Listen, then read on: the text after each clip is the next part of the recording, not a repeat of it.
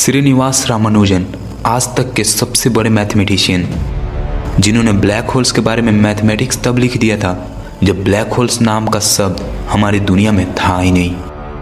तो उन्हें black holes के बारे में जानकारियाँ कहाँ से मिली और कैसे मिली? आइंस्टाइन ऐसा कहा करते थे कि कोई कोई जानकारियाँ उनके माइंड में अपने आप आ जाती थी। कैसे आ जाती थी? क्या उन्हें एलियंस दिया करते थे?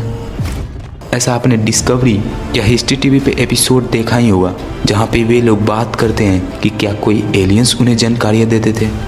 और रामानुजन जी के बारे में भी बात करते हैं कि उन्हें नामगिरी नाम की देवी जानकारियाँ देती थी। बाकी के भी लोग जिन्हें हम जीनियस कहते हैं, जैसे कि स्वामी विवेकानंद, निकोला टेस्ला, इन लोगों को भी ऐसे इन्फॉर्मेशन मिलती थी कि मानो दूसरी दुनिया के लोग इन्हें बताते हो। तो क्या सच में ऐसा था? क्या सच में इन सभी का कनेक्शन एलियंस के साथ था? इन सभी का कनेक्शन एलियंस के साथ जोड़ देना, इस बात में कोई लॉजिकल पॉइंट नहीं दिखता है, क्योंकि इन लोगों से पहले भी कई सारे जीनियस लोग आए हैं जो रहस्यमय तरीके से जानकारियाँ हासिल करते थे। तो क्या आप उन सब को भी एलियंस के साथ जोड़ दोगे? भले ही कोई लॉजिकल पॉइंट ना दिखे, लेकिन आप सबका कनेक्शन एलियंस के साथ जोड़ सकते हो, क्योंकि इन सब ने कभी ना कभी एलियंस से कांटेक्ट किया है। ये बात 100% सही है। लेकिन जिस तरीके से आपको इन सब के बारे में बताया जाता है, उनको देखकर मैं ये कहूँगा कि वे 50% सही बोलते हैं। बाकी का 50% इसलिए काट रहा हूँ क्योंकि आपको अच्छे तरीके से नहीं बताया गया है, और एक इम्पॉर्टेंट चीज़ के बारे में भी नहीं बताया गया है, जहाँ से ये सभी जीनियस लोग अक्सर जानकारियाँ हासिल करते थे। तो चलिए डिटेल में जानते हैं। पहले आप ये बताइए कि क्या आप एलियन सिर्फ उन्हीं को बोलते हो जो सिर्फ मटेरियल वर्ल्ड में एग्जिस्ट कर रहे हैं? यारो, ये एनर्जिकल दुनिया है, यहाँ पे सब कुछ एनर्जी है। इसके बारे में मैंने आपको पिछले वीडियो में ही प्रूफ के साथ बता दिया है कि साइंटिस्ट अपने आंखों से एटम्स के फंडामेंटल पार्ट को देख चुके हैं, जो एक एनर्जी वॉर्टेक्स है। इस मटेरियल वर्ल्ड में ही रियल वर्ल्ड एग्जिस्ट करता है, जिसे हम एनर्जिकल वर्ल्ड कहते हैं। उस एनर्जिकल वर्ल्ड में कई सारी एनर्जीज रहती है, जिसे हम स्पिरिट कहते हैं। आपके पास उन सभी स्पिरिट्स के साथ बात करने की क्षमता है, क्योंकि हो तो आप भी एक एनर्जी।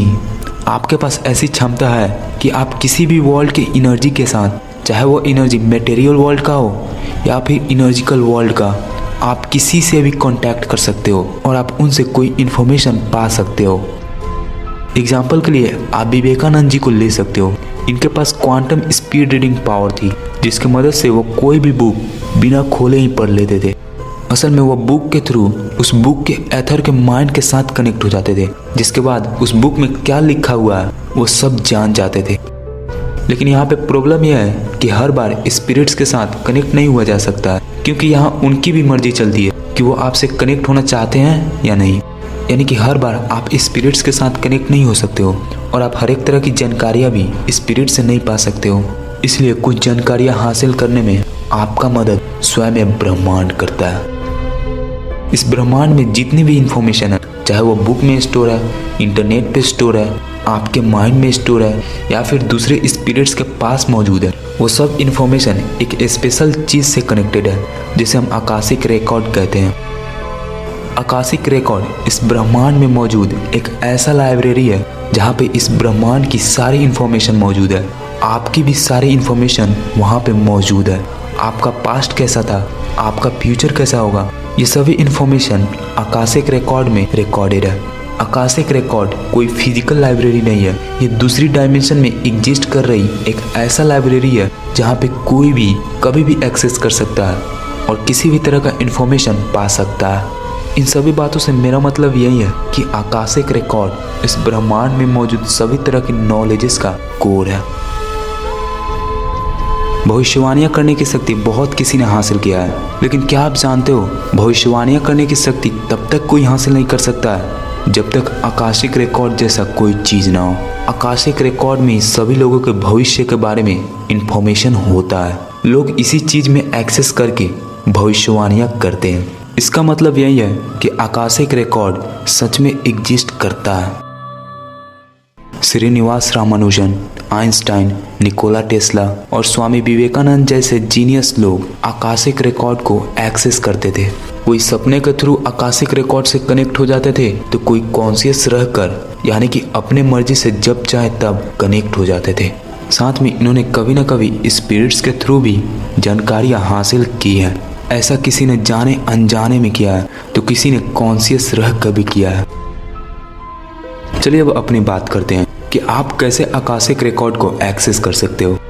जैसा कि आप जानते हो, आकाशिक रिकॉर्ड कोई फिजिकल एंटिटी नहीं है, ये दूसरी डायमेंशन की चीज़ है। इसलिए अगर आप दूसरी डायमेंशन में एंटर करना चाहते हो, आकाशिक रिकॉर्ड तक पहुंचना चाहते हो, तो आपको अपनी पीनियल ग्लैंड को एक्टिवेट करना होगा, क्योंकि पीनियल ग्लैंड ही हमें दूसरी डायमेंशन में एंटर करने की शक्ति देता है। तो अगर आप कॉन्शियस रहकर आकाशिक रिकॉर्ड में एक्सेस करना चाहते हो तो आपको अपना पीनियल ग्लैंड एक्टिवेट करना होगा। जब आपका पीनियल ग्लैंड एक्टिवेट हो जाएगा तो आप जब चाहो तब इस मेथड का यूज करके आकाशिक रिकॉर्ड तक पहुंच सकते हो। ट्रांस चैनलिंग, इस मेथड में आपको मेडिटेशन करते वक्त उन घटनाओं को अननोटिस करना होता है जो आपके आसपास हो रहा होता है, यानी कि आपके आसपास क्या हो रहा है इन सब को अननोटिस करके आपको अपने दोनों आंखों को सेंटर की ओर यानी कि तीसरी आंख की ओर पॉइंट करके एक गहरे स्टेट में जाना होता है, जिसके बाद आप आकाशिक रिकॉर्ड को एक्सेस कर पाते हो। अगर हम रामानुजन जी की बात करें तो ये कभी कभी सपने के थ्रू आकाशिक रिकॉर्ड में एक्सेस कर जाते थे, लेकिन साथ में कॉन्शियस रहकर भी एक्सेस कर जाते थे। वो जब भी मैथ का कोई प्रॉब्लम देखते थे तो उसका सलूशन आंख बंद करके सोचने लगते थे। उस वक्त उनका दोनों आंख सेंटर की ओर फोकस करने लगता था। वो फोकस करते करते इतनी गहराई में चले जाते थे कि प्रॉब्लम का सलूशन उनके थर्ड आई के सामने डिस्प्ले हो जाता था। निकोला टेस्ला भी कुछ ऐसे ही जानकारियाँ हासिल करते थे। 1896 में स्वामी विवेकानंद वेस्ट की ओर गए थे। तब उस वक्त निकोला टेस्ला और विवेकानंद जी का मुलाकात हुआ था।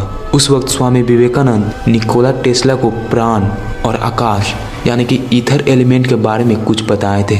इसके बारे में जानकर निकोला टेस्ला बहुत इंस्पायर्ड हो गए थे। इसके बाद वह आध्यात्मिक विज्ञान में इंटरेस्ट दिखाने लगे, जिसकी वजह से इस यूनिवर्स के बारे में उनकी अंडरस्टैंडिंग बहुत ज़्यादा बढ़ गई। ये सभी बातें उनके ऑटोबायोग्राफी में लिखी हुई है। उन्होंने ये भी बताया है कि टीनेज के वक्त वो अपनी लाइफ के उन घटनाओं को देख पाते थे जो हो चुका था और जिसके बारे में उनको ठीक से याद भी नहीं था। उन्होंने ये भी बताया कि अपने लाइफ में वो जब भी कोई प्रॉब्लम फेस करते थे तो उसका सलूशन विजन्स के थ्रू पा लेते थे। और साथ में उन्होंने ये भी कहा है कि वो सिर्फ किसी चीज़ का नाम सुनकर उसकी सारे इन्फॉर्मेशन को एक्सेस कर पाते थे। उनसे जब पूछा जाता था कि आप ये सब कैसे कर लेते हो तो वे ये बोलते थे,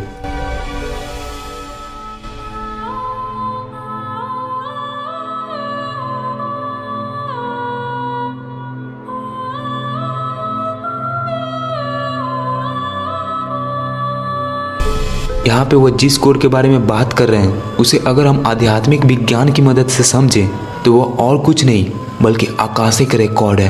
आकाशिक रिकॉर्ड से ही हम नॉलेज लेते हैं और नॉलेज से ही स्ट्रेंथ और इंस्पिरेशन मिलता है। अब आप ये जरूर सोच रहे होंगे कि आइंस्टाइन, निकोला टेस्ला ये लोग तो मेडिटेशन नहीं किया करते थे, तो इनकी पीनियल ग्लैंड कैसे एक्टिवेट हो गई और ये आकाशिक रिकॉर्ड को कैसे एक्सेस करने लगे? तीसरी आंख को सिर्फ मेडिटेशन के द्वारा ही नहीं खोला जा सकता है, बल्कि जीवन की कठिन परिस्थितियां भी होती हैं जो कुछ लोगों को जागरूक बना देती है, उनकी तीसरी आंख खोल देती है। इसलिए अगर आप इनके तरह आकाशिक रिकॉर्ड को एक्सेस करना चाहते हो तो आपको अपना पीनियल ग्लैंड एक्टिवेट करना होगा। उसके बाद आप भी किसी किसी चीज़ का नाम सुनकर उसके बारे में नॉलेज इकट्ठा कर सकते हो। हो सकता है कि उस वक्त कोई बड़ी प्रॉब्लम का सलूशन आप आसानी से ना ढूंढ पाओ, तो उस वक्त उसका जवाब पाने के लिए आपको इन स्टेप्स को फॉलो करना होगा। सबसे पहले आपका जो प्रॉब्लम है उसे माइंड में सेट कर लेना है। फिर कोई मेडिटेशन टेक्निक जैसे कि ट्रांस चैनलिंग मेथड का यूज करना होगा। इस मेथड को यूज करने से पहले आपको अपने आप को टोटली रिलैक्स फील करवाना होगा। फिर आंख बंद करके आपको अपने तीसरी आंख की ओर फोकस करना होगा। अपने आसपास हो रही चीजों को अननोटिस करके अपना पूरा फोकस तीसरी आंख पर करना होगा। फिर आप ध्यान की गहराई में चले जाओगे, जिसके बाद आप आकाशिक रिकॉर्ड को एक्सेस कर सकते हो। अगर आपको ऐसा लगता है कि आपका पीनियल ग्लैंड थोड़ा सा भी एक्टिवेट है तो आकाशिक रिकॉर्ड में एक्सेस करने के लिए आप अभी भी उन स्टेप्स को फॉलो कर सकते हो। आपको प्रैक्टिस करते रहना होगा, फिर आप एक दिन जरूर कामयाब हो जाओगे। वैसे आपको क्या लगता है, मैं आपको सिर्फ आत्मज्ञान की राह पे चलने की सलाह क्यों देता हूँ? सिर्फ सुपर नेचुरल पावर्स पाने के लिए? ऐसा बिल्कुल नहीं है। अगर आप क्यूरियोसिटी ज़्यादा रखते हो, इस ब्रह्मांड के बारे में जानने की इच्छा रखते हो, तो आप आत्मज्ञान की राह पे चलकर इस ब्रह्मांड के बारे में सब कुछ जान सकते हो। पूरे ब्रह्मांड को जानने का रास्ता आपके अंदर छिपा हुआ है। इसलिए तो ऐसा कहा जाता है कि अगर आप भगवान को ढूंढोगे तो वे आपको नहीं मिलेंगे, लेकिन अगर आप अपने आप को ढूंढते हो, अपने आप को डिस्कवर करने लगते हो, तो आपको भगवान मिल जाते हैं। आत्मज्ञान का रास्ता एक ऐसा रास्ता होता है जिस पे चलकर आप जो चीज चाहो वो पा सकते हो। चालाक और बुद्धिमान बनना चाहते हो, इस राह पे चलकर बन जाओगे। अपने माइंड को कई गुना शार्प करना चाहते हो, आप ये भी कर पाओगे। इस राह पे चलकर आप भगवान भी बन जाओगे, यानी कि यूनिवर्सल कॉन्शियसनेस में घुल जाओगे। निकोला टेस्ला, आइंस्टाइन, रामानुजन, ये सब लोग स्पिरिचुअली डेवलप थे। इन लोगों ने जिंदगी में इतनी परेशानियां झेली थी और किसी पार्टिकुलर फील्ड में ये लोग इतना ज़्यादा एक्सपर्ट बनने की कोशिश करते थे कि उन्हें ये सब कुछ स्पिरिचुअली डेवलप कर दिया।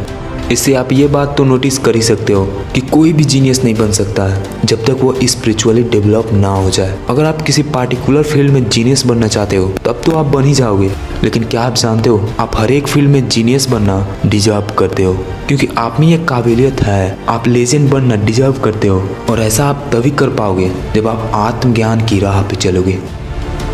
एक इम्पॉर्टेंट बात है जो आपको बताना चाहता हूँ, मेरे चैनल का कम्युनिटी टैब खुल चुका है, तो इससे पहले देर हो जाए हमें इससे फ़ायदा लेना स्टार्ट कर देनी चाहिए। फ़ायदा लेने के लिए आपको यहाँ पे डेली किसी पार्टिकुलर टाइम पे विजिट करना होगा।